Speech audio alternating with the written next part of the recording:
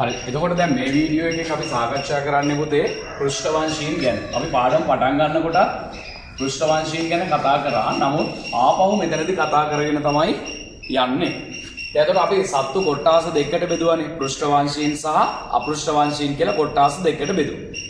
මේ පෘෂ්ඨවංශීන් කියන්නේ පුතේ මෙයාලගේ ශරීරයේ තියෙනවා මොකද්ද? කොඳු ඇට පෙලක් තියෙනවා. මෙයාලගේ ශරීරයේ මොකද්ද තියෙන්නේ? කොඳු ඇට පෙලක් තියෙනවා. එහෙම නැත්නම් අපි මේකට මෙහෙමත් කියමු. කශේරුවක් තියෙනවා කියලා කියමු. කොඳු ඇට පෙලක් තියෙන නැත්නම් කශේරුවක් තියෙන සත්තුන්ට අපි කියනවා කොඳු ඇට පෙලක්. එහෙම නැත්නම් කශේරුවක් තියෙන සත්තුන්ට අපි කියනවා කවුරු කියලාද? පෘෂ්ඨවංශීන් කියලා. මේ පෘෂ්ඨවංශීන් අපි බෙදනවා නැවත වර්ග පහකට බෙදනවානේ. මතක ඇතිනේ. පළවෙනි වර්ගයට කියන්නේ පිස්කේස්. පිස්කේස් එවත් මත්ස්‍යයන් කියලානේ කියන්නේ. පිස්කේස් එවත් මත්ස්‍යයන්. දෙවෙනි වර්ගයේ වාට මතක ඇති ඇම්ෆිබියා. ඇම්ෆිබියා එවත් මොන ජීවීන්ද? උභය ජීවී. ඇම්ෆිබියා එවත් මොන ජීවීන්ද? උභය ජීවීන් කියලා කියනවා. පළවෙනි කට්ටියට කියන්නේ කවුරු කියලාද? පිස්කේස් එවත් මත්ස්‍යයන් කියලා කියනවා. දෙවෙනි කට්ටියට කියනවා ඇම්ෆිබියා එවත් උභය ජීවීන් කියලා. තුන්වෙනි වර්ගයට කියනවා අපි රෙප්ටීලියා. රෙප්ටීලියා එහෙම නැත්නම් කියනවා උරගයන් කියලා. රෙප්ටීලියා එවත් උරගයන් කියලා කියනවා. හතරවෙනි කට්ටියට කියනවා අපි ආවේස් නැත්නම් පක්ෂීන් කියලා කියනවා. ආවේස් එහෙම නැත්නම් මොකක් කියලාද කියන්නේ? පක්ෂීන් කියලා කියනවා. පස්වෙනි කට්ටියට කියන්නේ මැමේලියා. මමාලියා කියලා කියනවනේ. මැමේලියා නැත්නම් මමාලියා හෙවත් ශීරපායින් කියලා කියනවා. ඔය තමයි පෘෂ්ඨවංශීන් බෙදෙන ප්‍රධාන වර්ග පහ. පිස්කේස් එවත් මත්ස්‍යයන්, ඇම්ෆිබියා එවත් උභය ජීවීන්, රෙප්ටීලියා එවත් උරගයන්, ආවේස් එවත් පක්ෂීන්, මැමේලියා එවත් නැත්නම් මමාලියා එවත් ශීරපායි. ඔය තමයි පෘෂ්ඨවංශීන් බෙදෙන ප්‍රධාන වර්ග පහ. හැබැයි දැන් අපි ආපහු මේ ටික ලියාගෙන තමයි කතාව යන්නේ. ඔයිට කලිනුත් මේක ලියලා තියෙනවා. පැහැදිලිද? දැන් පාඩමේ දෙවෙනි කොටස නිසා මේක නැවතත් අපි ලියමු. දැන් මේක මේ ලොකු පාඩමක් නෙවෙයිනේ මේ පාඩම. දැන් ඔයාලා දන්නවා පළවෙනි පාඩමට අපි කොච්චර දවස් ගාණක් ගත්තද කියලා නේ. හැබැයි අපි ගත්තොත් මේ පාඩමට අපි ලොකු දවස් ගාණක් ගන්නෙ නැහැ. හරි? එතකොට ඊළඟට අපි තුන්වෙනි පාඩම තව බොහොම පොඩි කාලයක් තුලදී කියන්නේ හුඟක් වෙලාවට ලබන සතියේ පන්තියේදී අපි තුන්වෙනි පාඩම ආරම්භ කරනවා. හරි. අපි ඉස්සෙල්ලා මේක චුට්ටක් ලියලෙමුද? කාටද පෘෂ්ඨවංශීන් කියන්නේ? කොඳු ඇට පෙලක් එහෙම නැත්නම් කශේරුවක් තියෙන සත්තුන්ට කියන්නේ පෘෂ්ඨවංශීන් කියලා. එයාලා බෙදනවා වර්ග කීයකටද? පහකට. මොකද්ද වර්ග පහ? පිස්කේස් එවත් මත්ස්‍යයින්, ඇම්ෆිබියා එවත් උභය ජීවීන්, රෙප්ටීලියා එවත් උරගයන්, ආවේස් එවත් පක්ෂීන්, මැමේලියා එවත් ශීරපායි. මැමේලියා එවත් ශීරපායින් කියලා කියනවා. හරි. ලියන්නකෝ මෙහෙම. මාතෘකාව පෘෂ්ඨවංශීන් කියලා ලියන්න. පෘෂ්ඨවංශීන් කියලා ලියන්න මාතෘකාව. පෘෂ්ඨවංශීන් කියලා ලියන්න මාතෘකාව. පෘෂ්ඨවංශීන් ලියන්න මේව කොඳු ඇට පෙලක්. කොඳු ඇට පෙලක්. වරහන් ඇතුලේ කශේරුවක් වරණවන්න. කොඳු ඇට පෙලක් වරහන් ඇතුලේ කශේරුවක්. කොඳු ඇට පෙලක් වරහන් ඇතුලේ කශේරුවක්. කොඳු ඇට පෙලක් වරහන් ඇතුලේ කශේරුවක්.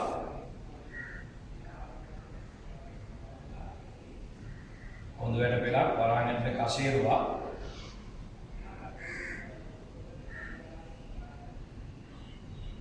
කොඳු ඇට පෙලක් වරහන් ඇතුලේ කශේරුවක්. කරන්න බැවුවනේ. ඇති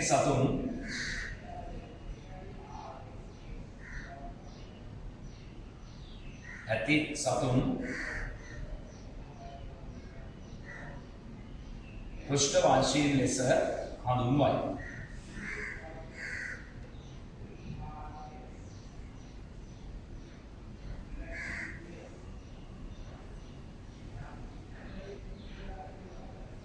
පෘෂ්ඨවංශීන් ලෙස හඳුන්වයි.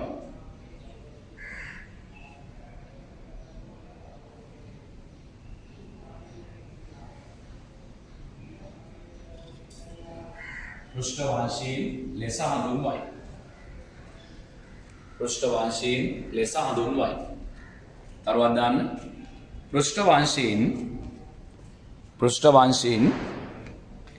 වර්ග පහකට බෙදනු ලබයි. පෘෂ්ඨවංශීන් වර්ග 5කට බෙදනු ලබයි. පෘෂ්ඨවංශීන් වර්ග 5කට බෙදනු ලබයි. වර්ග 5කට බෙදනු ලබයි. එනම් පෘෂ්ඨවංශීන් වර්ග 5කට බෙදනු ලබයි. එනම් යන එක පිස්කේ සෙවත් මත්ස්‍යයන්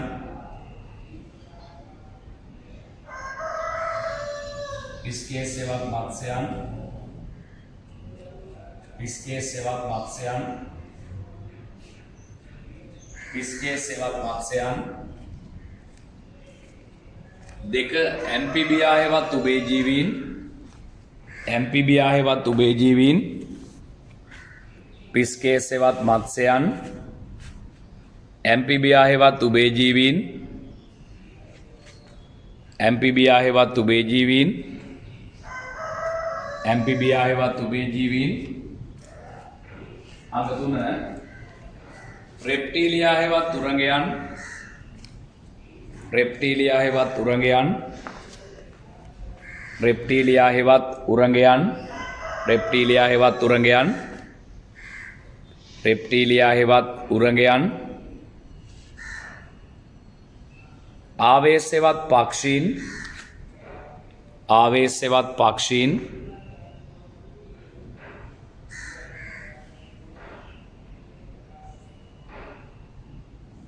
ආවේශවත් පක්ෂීන් මැමේලියා හෙවත් ක්ෂීරපායින් මැමේලියා හෙවත් ක්ෂීරපායින් මැමේලියා කියලාත් කියනවා මමාලියා කියලාත් කියනවා. හරි. දැන් පුතේ මේ මෙතන මේ වචන දෙකක් තියෙනවා මෙන්න මෙහෙම හොඳට අහගන්න. එකක් තමයි පුතේ අපි ගත්තොත් චලතාපීන් කියන වචනේ. චලතාපීන් කියන වචනේ දෙවෙනි වර්ගයට කියනවා අචලතාපීන් කියන වචනේ. හරිද? දැන් මේ පෘෂ්ඨවංශීන් මම බෙදනවා ප්‍රධාන කොටස් දෙකකට. චලතාපීන් සහ අචලතාපීන්. මේ පළවෙනි වර්ග තුනම අයිති වෙන්නේ චලතාපීන්ගේ කොටට. මේ අන්තිමට ලියපු වර්ග දෙක විතරක් අයිති වෙනවා මොන කොටටද?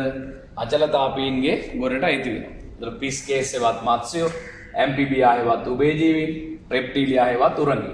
අචලතාපීන් වෙන්නේ මේ දෙකොල්ලෝ. ආවේශවත් පක්ෂීන් සහ මැමේලියා හෙවත් ක්ෂීරපායි. පුතේ චල කියන්නේ වෙනස් වෙනවා කියන එකනේ. අචල කියන්නේ වෙනස් වෙන්නේ නැහැ කියන එක. තාපී කියලා මෙතන අදහස් කරන්නේ දේහ උෂ්ණත්වය.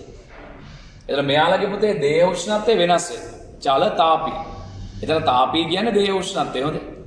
මෙතන අචල තාපී කියන්නේ දේහ උෂ්ණත්වය වෙනස් වෙන්නේ නැහැ කියන එක. අචලයි කියන්නේ වෙනස් වෙන්නේ නැහැ කියන එකනේ. එතකොට මෙයාලා පුතේ දැන් පරිසරයේ උෂ්ණත්වය වෙනස් වෙනවද නැද්ද? දැන් ඔයාලා දන්නවා උදේ පාන්දරට සීතලයිනේ. ඒ කියන්නේ උෂ්ණත්වය අඩුයිනේ. උෂ්ණත්වය අඩුයි. ඊට පස්සේ උදේ 8-9 වෙනකොට උෂ්ණත්වය තව ටිකක් වැඩි වෙනවා. දවල් 12-1 වෙනකොට උෂ්ණත්වය හොඳටම වැඩි වෙනවනේ. ආය හවස් වෙනකොට උෂ්ණත්වය ටික ටික අඩු වෙනවා. ඒ කියන්නේ අපේ පරිසරයේ උෂ්ණත්වය පුතේ වැඩි වෙනව අඩු වෙනවනේ. පරිසරයේ උෂ්ණත්වය. දැන් මේ පරිසරයේ උෂ්ණත්වය වැඩි වෙනකොට අඩු වෙනකොට මෙයාලගේ උෂ්ණත්වයත් පුතේ වෙනස් වෙනවා.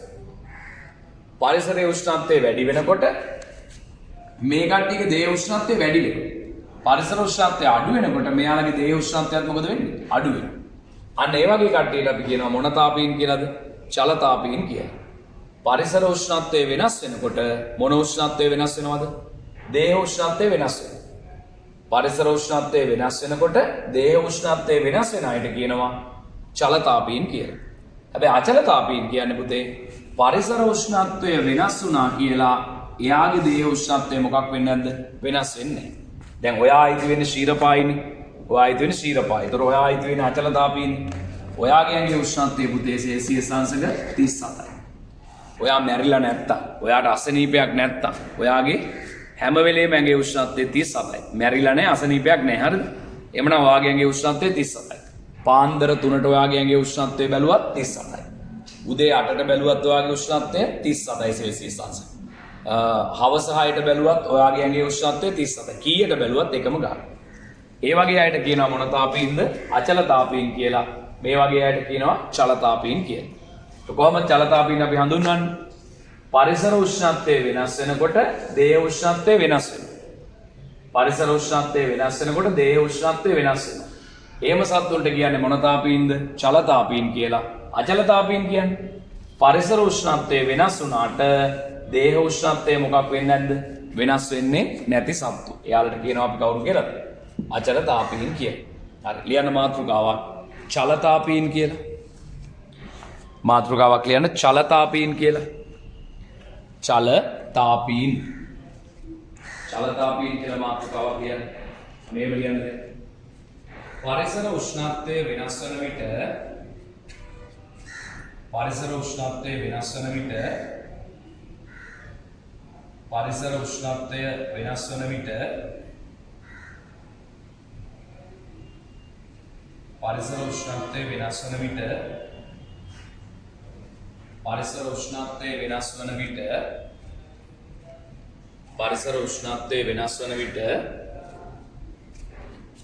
දේහ උෂ්ණත්වය වෙනස් කරගන්නා සතුන් පරිසර උෂ්ණත්වය වෙනස් වන විට දේහ උෂ්ණත්වය වෙනස් කරගන්නා සතුන් දේහ උෂ්ණත්වය වෙනස් කරගන්නා සතුන් චල තාපීන් ලෙස හඳුන්වයි. පරිසර උෂ්ණත්වය වෙනස් වන විට දේහ උෂ්ණත්වය වෙනස් කරගන්නා සතුන් දේහ උෂ්ණත්වය වෙනස් කරගන්නා සතුන් දේහ උෂ්ණත්වය වෙනස් කරගන්නා සතුන් චල තාපීන් ලෙස හඳුන්වයි. චල තාපීන් ලෙස හඳුන්වයි. චල තාපීන් ලෙස හඳුන්වයි. උදාහරණ කියලා ලියන්න මේ කොට්ටාස තුන. මත්ස්‍යයන්, උභයජීවීන්, උරගයන්. ලියන්න මත්ස්‍යයන්, උභයජීවීන්, උරගයන්. උදාහරණ ලියන්න මත්ස්‍යයන්, උභයජීවීන්, උරගයන්. මත්ස්‍යයන්, උභයජීවීන්, උරගයන්. මත්ස්‍යයන්, උභයජීවීන්, උරගයන්. මත්ස්‍යයන්, උභයජීවීන්, උරගයන්. මත්ස්‍යයෝ ගන්න පුළුවන්, උභයජීවීන් ගන්න පුළුවන්, උරගයෝ ගන්න පුළුවන්. හරි. ඊළඟ මාතෘකාව කරගන්න අචල තාපීන්. අචල තාපීන්. අචල තාපීන්. අචල තාපීන්. හරි. මේව ලියන්න බලන්න. පරිසර උෂ්ණත්වය වෙනස් වන විට පරිසර උෂ්ණත්වය වෙනස් වුවද එහෙම ලියන්නකො පරිසර උෂ්ණත්වය වෙනස් වුවද පරිසර උෂ්ණත්වය වෙනස් වුවද දේහ උෂ්ණත්වය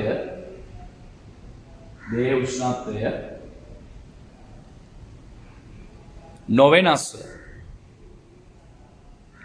පරිසර උෂ්ණත්වය වෙනස් වුවද දේහ උෂ්ණත්වය නොවෙනස්ව වරන් ඇතුලේ නියතව කියලා ලියන්න. වරණවන් පරිසර උෂ්ණත්වය වෙනස් වුවද දේහ උෂ්ණත්වය නොවෙනස්ව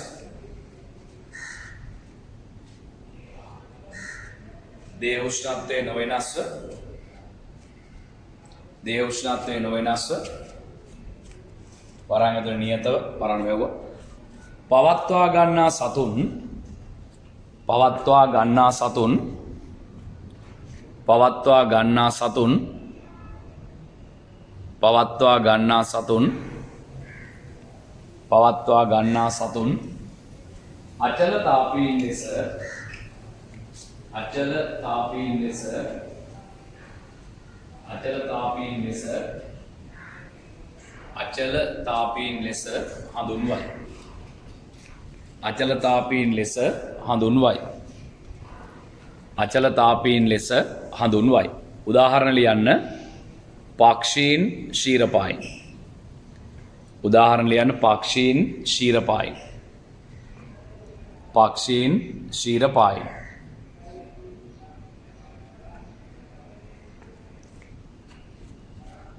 දැන් තේරෙනවද කතාව? පරිසර උෂ්ණත්වය වෙනස් වෙනකොට මෙයාලගේ උෂ්ණත්වයත් වෙනස් වෙනවා. ඒකට කියනවා චල තාපීන් කියලා. අචල තාපීන් කියන්නේ පරිසර උෂ්ණත්වය වෙනස් වුණා කියලා මෙයාලගේ උෂ්ණත්වය වෙනස් වෙන්නේ නැහැ. එයාලට අපි කියන මොන තාපීන්ද? අචල තාපීන් කියලා කියනවා. මොන තාපීන් කියලාද කියන්නේ? අචල තාපීන් කියලා කියනවා. පැහැදිලි නේද?